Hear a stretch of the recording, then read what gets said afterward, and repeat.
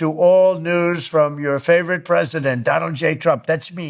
যুক্তরাষ্ট্রের president Donald Trump ইরানকে চরম হুঁশিয়ারি দিয়ে বলেছেন, আগামী সোমবারের 6 এপ্রিলের মধ্যে হরমুজ প্রণালী খুলে না দিলে দেশটির উপর নরক নেমে আসবে। নিজের সোশ্যাল মিডিয়া প্ল্যাটফর্ম ট্রুথ সোশ্যালে দেওয়া এক পোস্টে তিনি এই চূড়ান্ত সময়সীমা বা ডেডলাইন ঘোষণা করেন। Celebrate the most glorious miracle in all of time. Trump ইরানকে স্মরণ করিয়ে দিয়ে বলেন, তিনি এর আগে দেশটিকে একটি চুক্তিতে আসার অথবা গুরুত্বপূর্ণ এই নৌপথটি খুলে দেওয়ার জন্য যে 10 দিনের মধ্যে সময় দিয়েছিলেন তা আর মাত্র 48 ঘন্টা বাকি আছে।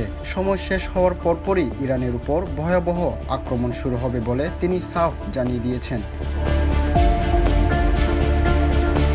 গত 27 ফেব্রুয়ারি মার্কিন প্রেসিডেন্ট হরমুজ প্রণালী খুলে দেওয়ার জন্য ইরানকে দেওয়া সময়সীমা বাড়িয়ে আগামী 6 এপ্রিল পর্যন্ত নির্ধারণ করেছিলেন। সেই হিসেবে সোমবারই হচ্ছে ট্রাম্পের দেওয়া চূড়ান্ত ডেডলাইন।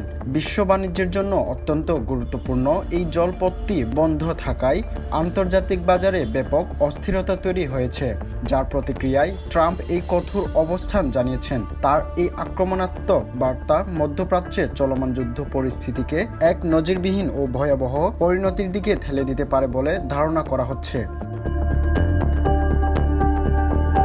ট্রাম্পের এই পোস্টে গ্লোরি বি টু গড শব্দবন্ধ ব্যবহার করে তার অনড় মনোভাবের বহিঃপ্রকাশ ঘটানো হয়েছে। হোয়াইট হাউসের এই আলটিমেটামকে আন্তর্জাতিক বিশ্লেষকরা অত্যন্ত গুরুত্বের সাথে দেখছেন।